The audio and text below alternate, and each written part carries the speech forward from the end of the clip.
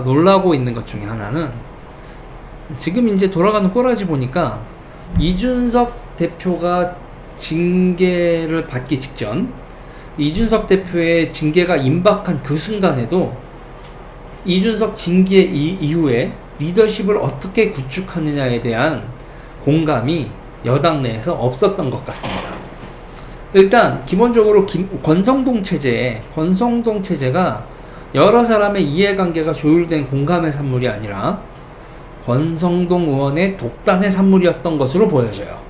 지금 보면 지금 권성동 의원은 실수가 있고 뭐가 있긴 하지만 권성동 체제를 이렇게까지 사람들이 부정을 하는 데에는 이게 서로가 이해관계가 조율된 상태에서 옹립된 거면 이렇게 흔들지 않습니다. 저거 하고 손가락질이 사방팔방에서 벌어지는 꼬라지가 권성동 의원이 여러 사람 뒤통수 친 독단의 산물이었던 것 같아요. 그러니까 여러 사람이 동의할 수 없었던 체제인 거죠. 지금 이 사태는 저는 그래요. 지금 이 사태는 이준석 사태에 이어 권성동 리더십 붕괴 사태 이렇게 봐야죠. 그러니까 이준석 리더십의 붕괴가 권성동 리더십의 붕괴로 연쇄 반응을 일으킨 거죠. 그러니까 지금 당에 리더십이 없습니다. 그러니까 권성동 의원이 뭐 권한대행, 직무대행 뭐 여러 가지 논란이 있었는데 비대위 여러 가지 논란이 있었는데 그냥 직무대행 체제를 선언을 하고 6개월 원탑을 선언했을 때 그때 장제원 의원이 불편한 심기를 숨기지 않았었죠. 그래서 둘의 불하다 뭐다 막 어디에 참석했냐 마냐 그렇게 됐는데 그걸 또 우리는 서로 사랑해요 뭐 이러면서 둘의 불화는 수면 아래로 가라앉는 듯 했지만 그렇지만 권성동 의원의 리더십은요 계속 흔들렸어요. 누가 딱히 이렇게 권성동 의원을 공격했다?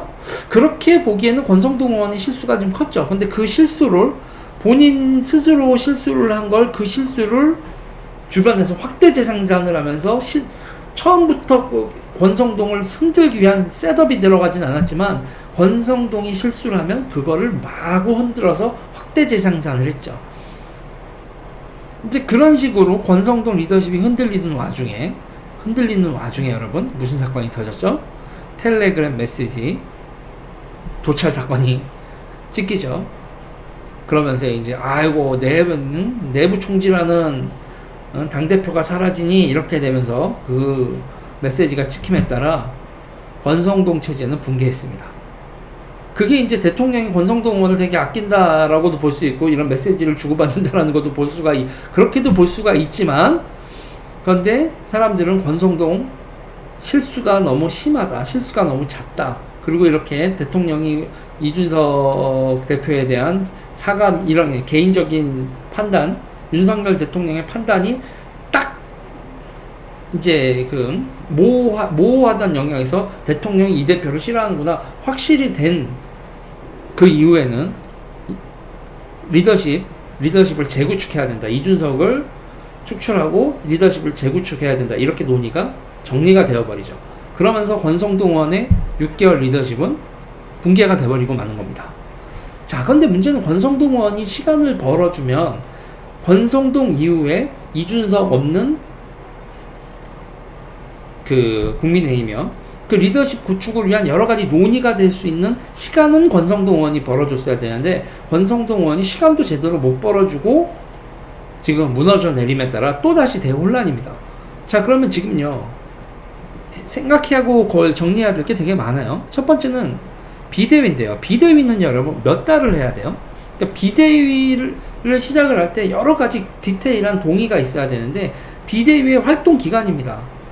3개월 활동을 할지 6개월 활동을 할지 1년으로 활동을 할지 그러니까 내년 6월까지 당대표가 바뀌는 원래 예정되어 있었던 그 전당대회 전까지 비대위를 가져갈지 이게 지금 동의가 안 돼 있는 상태예요.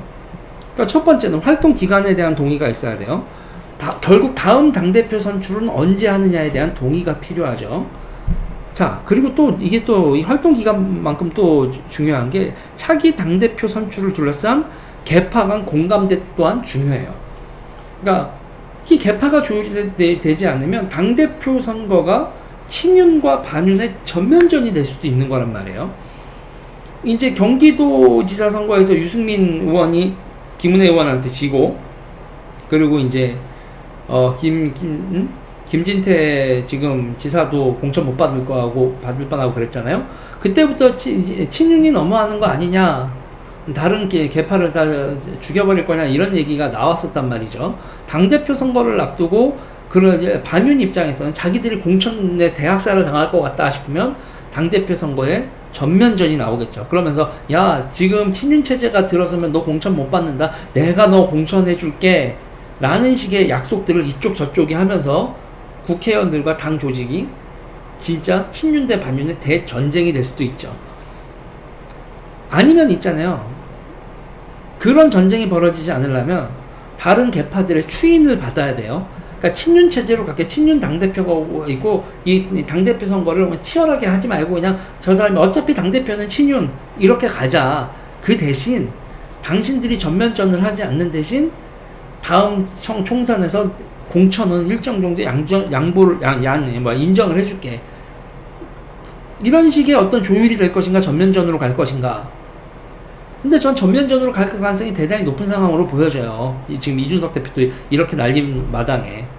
자, 차기 당대표 선거가 전면전의 양상으로 간다면 윤석열 정부는 당대표 선거 전까지요, 국정 동력을 상실해요. 지지율 계속 추락하는 지지율 속에서 내전을 치러야 될 겁니다.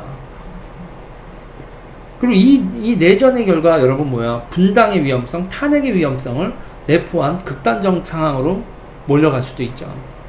그러니까 당대표 선거가 갈등의 봉합과 이해관계의 조율의 화합대회가 아니라 갈등의 폭발이 될 수도 있어요. 그러면 화합을 하려면 타협이 이루어져야 되는데, 공천을 둘러싼 타협이 따라야 되는, 현재는 정말 가능성이 낮은 게 서로 타협을 이행할 상대의 신의를 믿질 않아요. 너 이렇게 지금 약속해놓고 너 뒤통수 칠 거지, 이렇게 생각을 하기 때문에 타협을 해도 타협을 믿질 않는데 무슨 타협이 됩니까?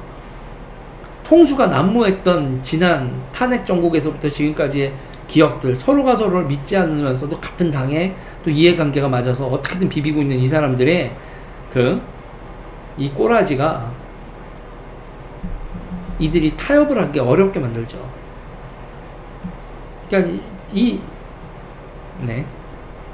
이게 단순히 친윤과 비윤의 문제다라고 하면 그나마 단순한데, 이게 그래요? 안 그래요. 또 친윤 안에서도 장제원과 권성동이 지금 분위기가 이상하단 말이에요. 그러면 지금 장제원 의원이 장제원 안철수 연합이라는 건 사람들이 다 아는데, 그 장제원 안철수 연합이 친윤의 상징이 됐을 때 사람들이 그 둘의 연합을 지존이 되게 인정을 할지, 아니면 그 두 연합을 포위를 해버릴지, 그거 알 수 없는 일이 벌어지는 겁니다. 윤석열 대통령과 장제원 안철수의 리더십이, 그리고 지금 이 상태에서 권성동 의원이 온팡 삐져 있는 상태에서 이게 어떤 리더십 대혼란으로 갈지 모르는 거예요. 이 와중에도 결국은 큰 방향성의 키는 대통령실이 쥐고 있는 건데, 누구를 중심에 세우고 어디까지가 연합 세력이고, 재원이, 그 성동이, 둘은 화합하고 연합을 해야지, 둘이 연합이고 나머지가 다 이거야 라는 그런 가름말을 탄다라는 것도, 그것도 결국 대통령실이 키를 쥐고 있는 거예요. 누구를 중심에 세우고 어디까지가 연합 세력이고, 비윤 세력은 야, 당신들도 참으면 이만큼은 해줄게, 어디까지 포용할 것인가.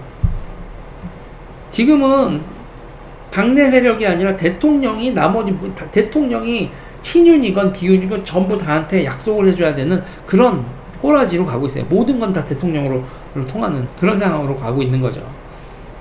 여기서 대통령이 조심해야 될 건 비윤이 반윤이 되고, 반윤의 깃발이 세워지면 대통령 임기가 후반으로 가면 갈수록 반윤을 구심적으로 한 세력이 커져요. 지금은 내후년 총선이 있으니까 이렇게 모여도 대통령 임기 후반으로 갈수록 국회의원 총선은 다가오고, 그때 윤석열 대통령은 퇴임하고 영향력을 잃는 게 확실시 되는 상황으로 가면, 총선이 끝나고 나음부터는 다음 총선 생각하기 시작하면 대통령이 아니라 저 반윤의 구심점으로 인간들이 모이기 시작을 한다고요. 그리고 그쪽에서 대통령 후보를 낼 가능성이 높아지고, 민주당처럼 민주당이 이낙연이 아니라 반문이었던 이재명 쪽이 대통령 되는 것처럼 반문의 깃발이었던 이재명이 대통령 됐듯이 반윤의 깃발에서 대통령 후보가 나올 가능성이 정말 높아진다고요. 그리고 그 반윤에 있는 깃발에 그쪽 총선이 끝나고 난 다음에 홍준표, 오세훈 등의 인물들이 중립적인 위치에 있다가 결국은 민심이 돌아선 민심을 보면서 반윤의 깃발로 대통령 후보가 되려고 할 거란 말이에요. 그러면 대통령은 거의 아무것도 못하고 임기 5년 동안 식물 대통령이 될 수 있습니다. 완전히 고립되는 거죠. 그 반윤의 그 깃발은 이러면 지금같이 하면 할수록 반윤의 깃발이 더 세지는 거예요. 그리고 이 모든 상황이 늪인 이유는 이건 진짜 권력 투쟁에 대한 얘기일 뿐이지 뭘 하겠다는 얘기가 싹 빠져 있는 거거든요. 그러니까 비대위를 세우고 뭐 당 지도부를 세우고 이렇게 구성할 때 어떤 컨텐츠, 어떤 상징성, 도대체 이 난리를 뭘 하려고 이렇게 난리를 치는 거야? 라는 거에 대한 사람들이 야, 이렇게 싸울만 했네. 그래서 결국은 뭐를 하려고, 어이구, 이렇게 반도체 문제, 뭐 경제 위기, 외교 안보 상황 급변하는 거에 대처하고, 조직 범죄 잡고 이런 거 하려고 이렇게 서로 싸운 거구나. 그리고 이렇게 싸운 결과로서 그런 거를 할 수 있는 체제가 안정됐구나. 그러면 사람들이 스르르 풀리는데, 어떤 의제를 중심에 두고 국정을 운영할 것인가가 보이지 않고 계속 그냥 쌈박질만 벌어지면 정책과 노선이 제대로 된 정립이 안 된 상태에서 그저 권력 싸움, 친윤, 비윤, 반윤, 정치공황이 난무하고 오로지 총선 공천권을 둘러싼 권력 내 암투가 정치의 중심이 되면 그땐 국민이 외면합니다. 아니 사실은 지금 그때 국민이 외면하는 게 아니라 지금 국민이 외면하고 있어요. 이미 국민은 윤 정부와 국민의힘이 내부 갈등에 신물이 넘어오는 상태입니다. 일주일, 2주일도 아니고 지금 이게 벌써 몇 달째입니까? 지금 이 상황, 리더십의 대혼란을 빠르게 수습하지 못하면 그럼 지금 시작부터 끝날 때까지 식물 대통령 된다니까요. 식물 정권 된다고요. 이렇게 모든 걸 다 후려쳐서 가는 게 이게 정치? 이게 정치공학이 이게 맞나? 아무튼 저는 물음표가 찍힌 상황에서 그러니까 정치 초짜 윤석열이 대혼란을 불러왔다라고 역사의 기록이 될지 정치 신인 윤석열이 대개혁을 달성했다라고 역사의 기록될지 그 5년 후에 어떤 평가를 받을지가 지금 이 첫 번째 갈림길에 서 있는데 저는 대통령이 리더십을 회복하는 게 비윤을 다 때려잡는 게 리더십 회복의 길은 아니라고 보고 있어요. 이렇게 얘기하면은 다들 내가 이준석 편든다고 뭐 그렇게들 얘기를 하는데 아니야. 이건 윤석열 대통령을 위해서 윤석열 대통령 잘 생각해 보시라고요. 수틀리는 새끼들 다 때려잡으면 그놈들은 병신이야? 때려잡히고 가만히 있게요? 저항하고 난리치고 시끄럽게 굴고 그거를 이런 식으로 하면 컨트롤이 되지 않습니다. 지지자들도 속 시원한 정치 다 때려잡는 정치 하는데 원하고 그러는데 아니 그러다가 박근혜 대통령이 어떻게 됐는지 생각들을 해보라고. 지금 정치적 동원인 민주당하고 국민의힘이 상대가 돼? 이렇게 원사이드하게 상대한테 정치력이 밀리는 상황에서 여기서 내분을 이런 식으로 극단적으로 하다니 매우 우려되는 사태입니다. 집권 여당의 빠른 리더십 회복을 갈망합니다. 친윤 체제가 들어서기를 바라는 입장인데 친윤 체제가 들어서려면 어떻게 해야 된다? 다른 많은 정파들을 대통령이 그들이 적대시하지 않도록 적당한 당근도 주면서 약속도 해줘야 된다. 그리고 그들한테 부탁, 내가 이렇게 하고 어차피 나 5년 한 다음에 당신들 길게 정치할 거 아니요. 내가 나한테 지금 3년만 내가 마음대로 할 수 있고 내가 원하는 대로 할 수 있는 걸 해주시오. 그 다음에 쿨하게 당신들한테 다 넘기고 갈 테니 3년은 나의 세상 좀 합시다. 당신들한테 요번 공천에서 어느 정도 약속하고 이 정도 약속하고 이 대표 당신도 이 정도까지는 이 정도 몇 년 찌그러져 있으면 당신 나이도 젊잖아. 3년 정도 찌그러져 있어줘. 그리고 나머지 2년은 나한테 협조 좀 하고 그러면 나 은퇴하고 난 다음에 당신들 또 내 업적이 있어야 다 그게 당신들 업적이 되고 이 당의 업적이 되는 거 아니오. 내가 업적을 남기게 당신들도 날 도와주고 지금은 내가 원탑인 걸 인정해 주시오. 그 정도로 유승민 이준석 불러다가 통 크게 협의를 하세요. 죽여 저 새끼들 이 방향으로 했을 때 박근혜 대통령도 그 지지율과 그 세력을 가지고도 죽이지 못하고 오히려 역으로 탄핵을 불러오는 내분으로 갔는데, 거기서부터 배운 게 저것들은 확실히 죽여야겠다. 확실히 죽이려면 진짜 확실히 죽이시던가요. 이렇게 어설프게 잘 들지도 않는 칼로 서걱서걱 지금 이거 피만 톡톡 피면서 막 아우성만 나고 있으면, 이러면 이게 지지율이 계속 떨어지죠. 28% 지지율에서 멈추지 않고 더 떨어질 것 같은데, 빨리 좀 정신 좀 차렸으면 좋겠어. 그렇게 정치를 이렇게 하시면 안 됩니다, 윤석열 대통령이. 이 얘기는 여기까지 할게요.